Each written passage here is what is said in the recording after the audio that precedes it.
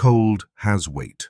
It is not merely a number on a thermometer, but a tangible pressure, resting on the rim of a steel helmet, seeping deep into the fibers of a wool overcoat, and finally settling in the joints of your fingers until every motion, whether gripping a rifle or a steering wheel, becomes slow and deliberate.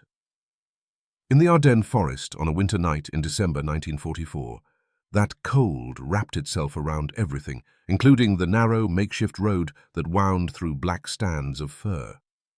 There was no light on the road, only headlights that occasionally sliced through a darkness so thick it seemed unmeltable. And farther off on the horizon, the flicker of artillery fire painting the low cloud ceiling a sickly orange red. On one such night, on a rear area supply route far from the main front, a 2.5-ton General Motors truck eased off the throttle. The headlights found the obstacle ahead. No fallen tree, but a wooden, 3-sided chevaux de frise tangled with barbed wire. Beyond it were sandbags piled in uneven lumps, and behind the sandbags several figures that nearly dissolved into the night.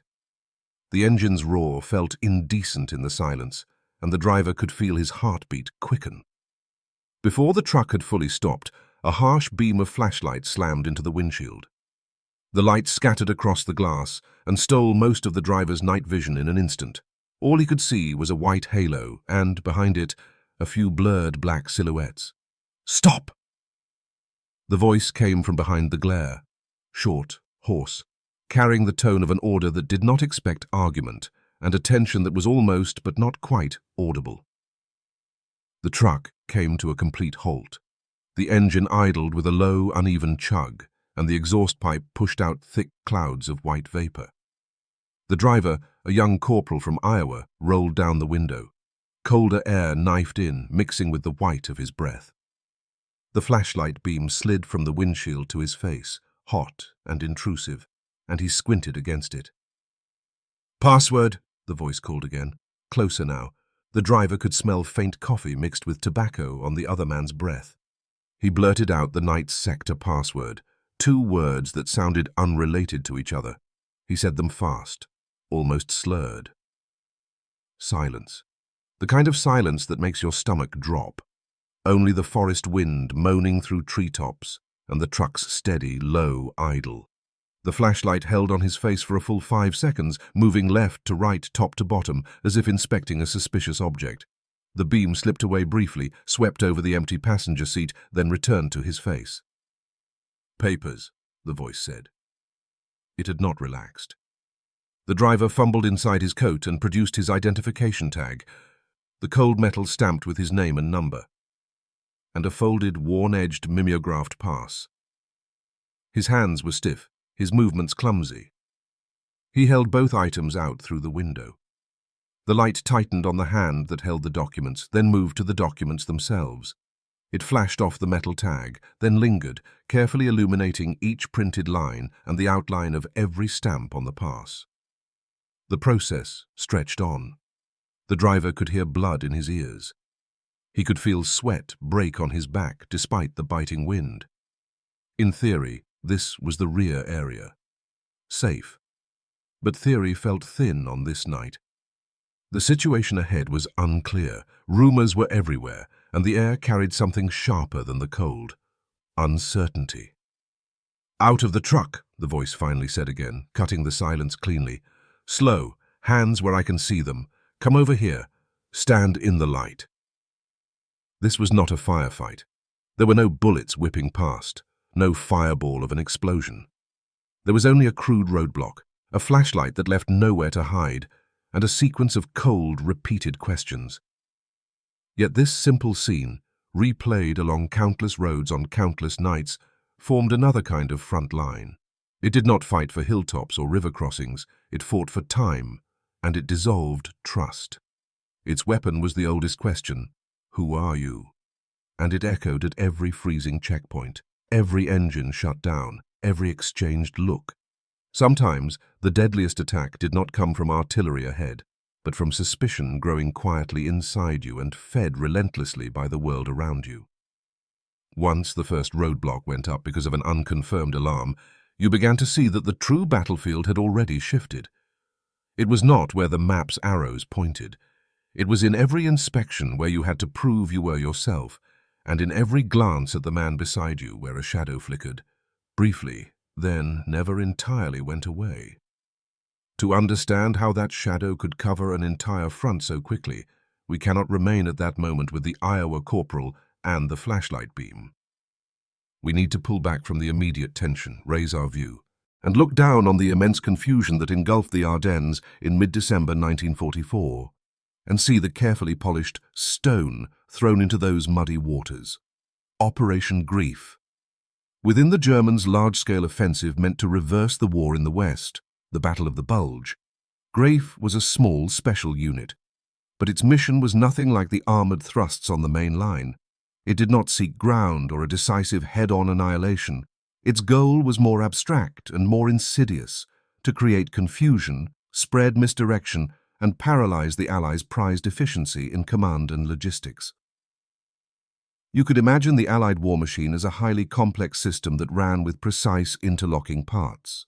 Its power came from smooth handoffs at every point, orders transmitted quickly by radio and courier networks, units moving on schedule along planned routes, ammunition, fuel, and food pushed forward by a massive transportation web to wherever it was needed most. That system's strength rested on information flowing freely and on trust inside the organization. The designers of Operation Greif aimed at the system's Achilles heel. Their strategy was not to smash the machine with brute force, but to sprinkle a small handful of specially made sand into its finest gears. That sand consisted of roughly 2,000 selected German soldiers. Some spoke English fluently, even with regional American accents. They wore American uniforms and overcoats taken from depots or imitated. They drove captured American jeeps and trucks. They carried American weapons. They were broken into small teams, and as the main German assault began, or slightly before, used the initial chaos at the front to slip into Allied rear areas. Their orders were clear and multi-layered. Switch road signs and send reinforcements the wrong way. Pose as American military police or engineers to set up false roadblocks and checkpoints, detaining and delaying key personnel and supplies, cut telephone lines and sabotage communications nodes, even spread carefully fabricated rumors. Headquarters has moved, a certain line has been breached. But all of these actions pointed toward a deeper purpose, to make the very idea of the rear unreliable, to force every Allied soldier and every Allied unit, before acting, to ask, is the order I received real? Are the men in front of me actually friendly? Should I take this road? In terms of ruthless cost-effectiveness, it was an ambitious investment in psychological warfare. The manpower committed was negligible compared to the scale of the offensive, but what it sought to pry loose was systemic friction in the enemy's entire command and logistics apparatus. What is friction? It can look like an armored column ordered to rush to the front, only to follow a confusing wrong sign at an intersection and waste hours, perhaps a full day. It can look like an urgent artillery redeployment order turning into useless paper because lines are cut or the message must be verified through multiple levels. It can look like a truckload of ammunition for a key position sitting in line at checkpoint after checkpoint, arriving too late, after the enemy has struck. The harm from such actions does not appear neatly in daily casualty reports. It shows up in schedules that begin to collapse, in delays that compound and become their own cost, in commanders whose decisions grow hesitant, and in the quiet spread of anxiety and suspicion among ordinary soldiers. It does not aim to kill you immediately. It aims to slow you, to make you hesitate, to make you burn precious energy and resources on endless internal verification and defense. So the true stage of Operation Greif was not only the rear areas where infiltrators moved.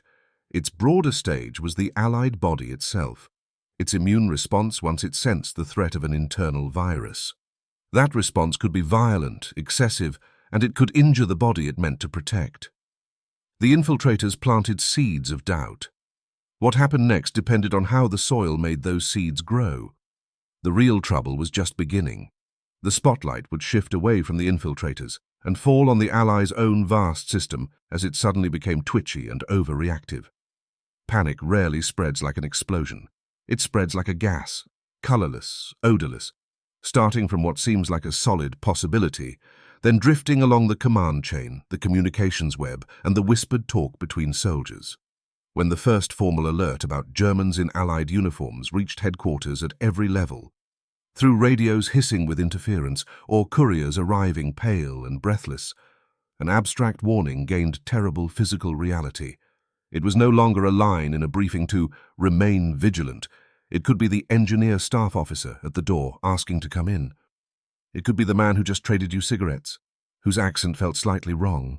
It could be the higher headquarters on the radio issuing a retreat order that sounded odd. Once an official warning legitimized suspicion, it gained institutional power and began reproducing itself.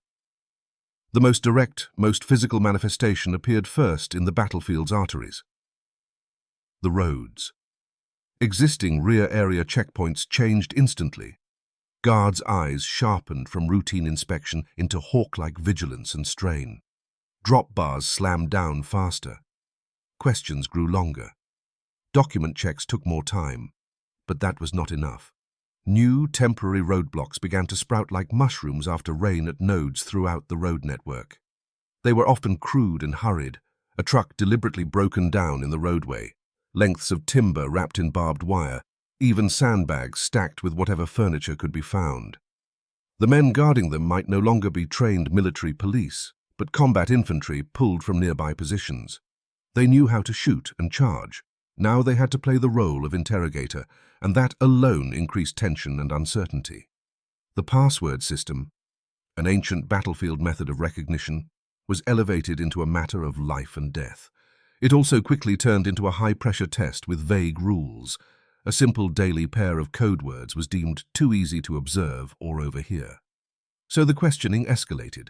It grew more complex, more dependent on improvisation, more like random spot checks of American life.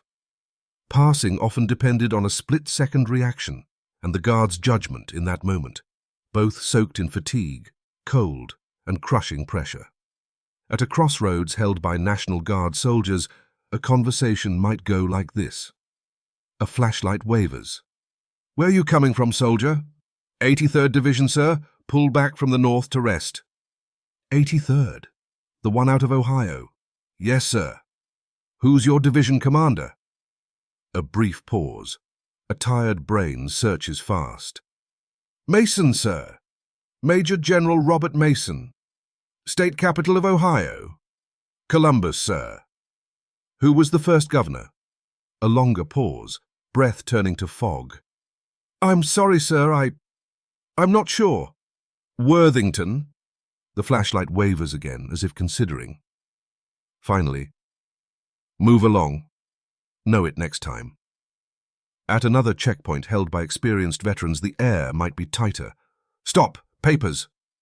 The documents are studied under the beam, the light moving from photo to the driver's face. "Where you headed?" "Bastogne. Ammunition for the 101. "Bastogne? What's the situation there?" I don't know the details, sir. I'm just a driver." "What are you hauling?" "Be specific." "Crates marked .30 caliber and mortar rounds, sir." "Open the back." "Sir." "The seal, open it." The rear is pried open. The flashlight shines in. Boxes of ammunition. A guard climbs into the bed, jams a bayonet under the lid of a wooden crate, confirms the contents. The whole thing takes nearly 20 minutes. "All right, close it up. Watch yourself." Those are only two slices of countless similar scenes. There were no standard answers. Everything depended on the guard's spur-of-the-moment question and his own store of knowledge. It could be baseball standings. It could be gossip about a movie star. It could be the geography of your hometown. That unpredictability was the greatest psychological weight. You had to prove not only that you had the right papers and the right password, but that you were in some deeper way a real American. Someone with the expected memories and traces of a life. A hesitation, a stammer, even an unnatural swallow could be read as a signal of guilt. This tension, produced by policy and procedure, quickly spilled beyond the physical roadblocks and contaminated the interface between units and between services. In an allied coalition made of multiple nations, differences that had been softened by a common enemy now rose under suspicion's magnifying glass. British troops hearing German-accented English grew instantly alert. American troops, seeing certain Canadian equipment differences, might feel unease. A unit retreating met a unit advancing at an intersection. The first instinct was no longer to coordinate the right-of-way, but to dispatch liaison officers and spend precious time verifying identity, assignment, and mission orders. Each side fearing the other might be infiltrators posing as bait. A self-reinforcing panic loop formed, then accelerated.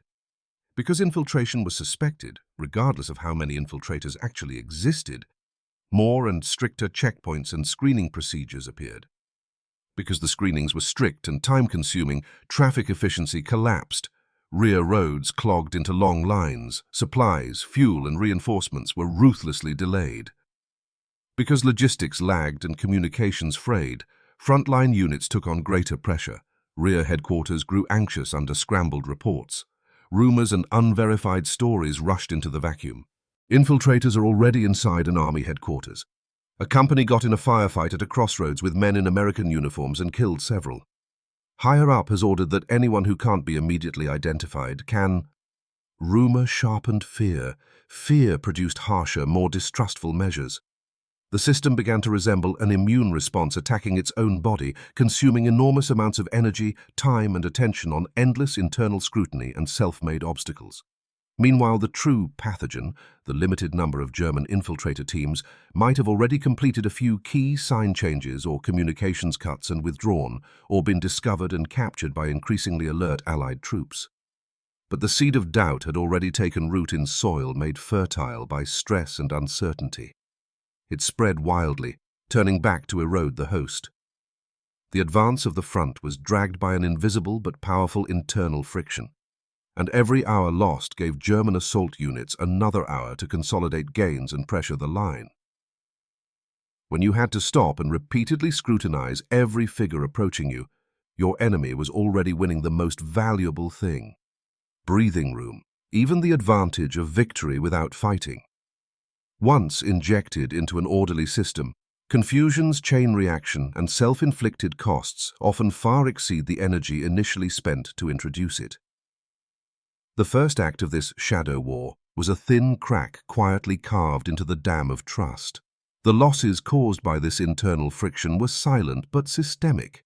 They did not look like a direct artillery hit, one sudden flash, clear casualties. The cost was time leaking away drop by drop, opportunity windows closing while you waited, and anxiety spreading like rust through the bones and nerves of an entire front. Picture this. On a secondary road toward a key defensive node, say the small town of Bastogne that would soon become famous, a 5-truck ammunition convoy sets out in the darkest hour before dawn. The drivers know the mission is urgent. The paratroopers up front need what's in those crates. The lead driver is a sergeant. He drives carefully and does the math in his head. At normal speed, they'll make it before daylight. The first checkpoint appears, one that is not marked on any map. It is lit by burning fuel drums. The firelight shakes in the wind, throwing the soldiers long shadows across the road. Stop, papers, password, questions. Everything goes smoothly enough, but it costs 20 minutes. The sergeant looks at his watch and frowns. Less than 3 miles later, another roadblock. This one is built from a destroyed half-track and a few sandbags. The guards are younger, more nervous. They order all drivers out, lined up. They check documents, then ask each man his unit designation, commander's name, point of departure, the exact contents of the cargo, and compare answers for inconsistencies. Then they demand every tarp be pulled back, every crate lit up by flashlight, and they pry open 2 boxes at random to see the ammunition with their own eyes. Nearly an hour passes. The sky begins to pale, and they are not even a third of the way there. Anxiety spreads through the convoy. The radio carries urgent prodding from a forward command post, but beyond still clearing checkpoints, the sergeant cannot give any arrival time. They move again, but more slowly now. Along the route are more vehicles delayed by barriers or broken down outright, and the road is starting to choke. Then comes a checkpoint whose guards are steeped in suspicion. They belong to another unit and have just suffered an infiltrator incident, or at least they have heard one. They trust no oral answers. They demand written transportation orders. The sergeant produces the order, but the guard jabs a finger at a stamp that looks slightly blurred from haste and demands to know if it is real. They insist on radio verification with rear headquarters. But the channels are jammed, interference heavy, and the connection will not go through. The convoy is ordered to pull over, engines off, no one leaves the vehicles, and wait for further instructions. Minutes grind by. The drivers sit in cold cabs listening to distant guns, feeling a helplessness sharper than the cold. Scenes like this were not rare in the Ardennes' first days. They played out on countless supply lines, affecting ammunition, fuel, food, medical supplies, and, more critically, the movement of reinforcements. A fully equipped infantry battalion might be held for hours at a rear intersection for no meaningful reason, simply because its lead vehicle was detained by an overzealous or over-panicked checkpoint insisting on verifying that its orders had not been forged by infiltrators. An armoured detachment ordered to strike the flank of the German bulge might take the long way because signs were altered or because it hesitated and doubled back, missing the best moment. Staff officers in headquarters faced a storm of pleas from the front and reports from the rear that traffic had collapsed and supplies could not move. They struggled to tell what was real, what was deception, and what was simply the consequence of the system grinding against itself. Deeper cracks opened at the level of trust. When the shadow of the enemy in our uniform hung over everything, the most basic foundation of cooperation weakened. Many veterans later said the atmosphere defied easy description. They remembered less the infiltrators themselves than the omnipresent strain.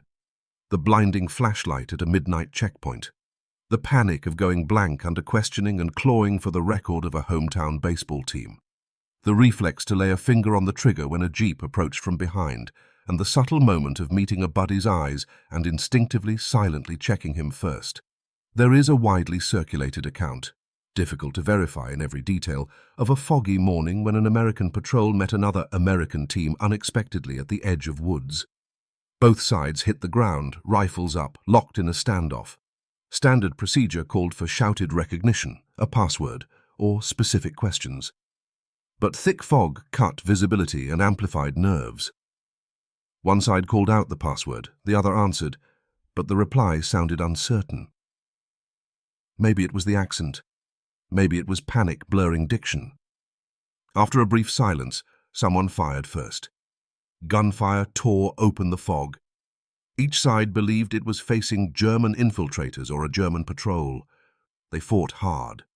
When the fog thinned and the shooting stopped, both sides approached the casualties and saw the familiar olive-drab uniforms with the same American insignia. Misunderstandings like that, in different scales and degrees, could happen. They might not have been caused directly by Greif's infiltrators, but they were surely the bitter fruit of an environment that taught you to doubt everything. When trust collapses, the price can be blood. The most ironic point was this. The greatest losses were often not inflicted by the limited number of infiltrators' direct sabotage, though they did switch signs and cut communications and cause real trouble, but by the massive Allied system's reaction to a limited threat, a staggering overload of security. It was like shutting down every circuit in an entire factory to prevent a few possible sparks, stopping every machine and suffering production losses far beyond the damage a fire might have caused.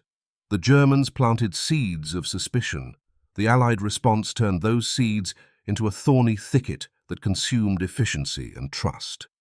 When frontline soldiers had to ration bullets because ammunition was late, when reinforcements failed to arrive and thin lines had to hold, they might not have known that part of the reason lay in the rear area arteries, cut into pieces by endless checkpoints and suspicious eyes.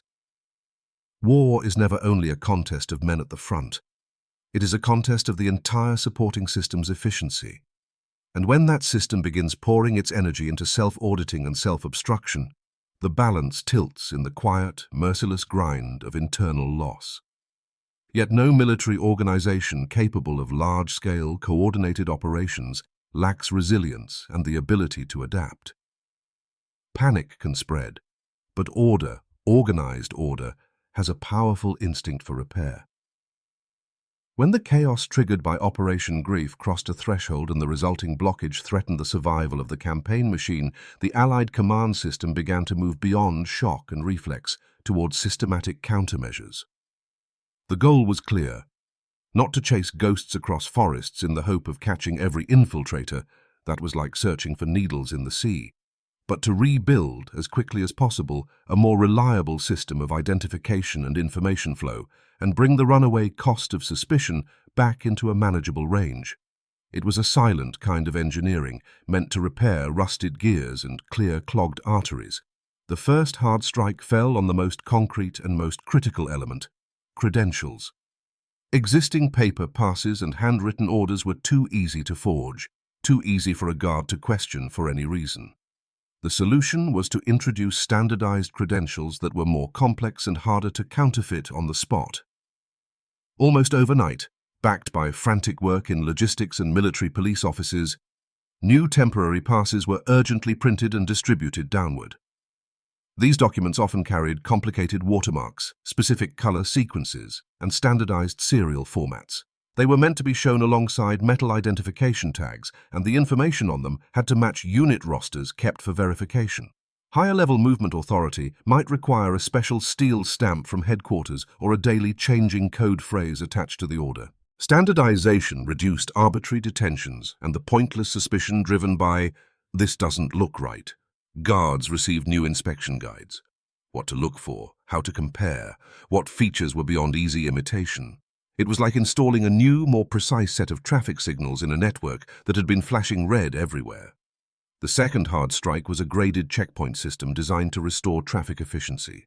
Recognizing that everyone is suspect, barriers everywhere had produced arterial sclerosis, new directives demanded clear levels of checkpoint authority. Major highway hubs were assigned to experienced military police units as primary checkpoints, equipped with better communications and empowered to conduct strict verification and final identity confirmation.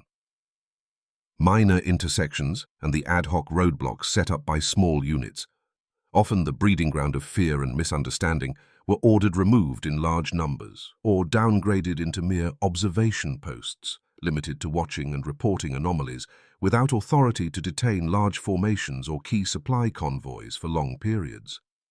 A fast lane mechanism was created as well. Known frequently traveling supply convoys and couriers could be issued special movement sequences from higher headquarters and, once the sequence was verified, be waved through quickly. The point of this tiered system was to focus limited professional screening resources where they mattered, while letting most normal traffic regain speed and pulling the system back from the edge of total paralysis. The third hard strike, perhaps the most important, was to rebuild a reliable network for information and recognition to fight rumors and uncertainty. Using whatever remained of the radio network, liaison aircraft and motorcycle couriers, headquarters began to broadcast several things regularly and systematically to all units.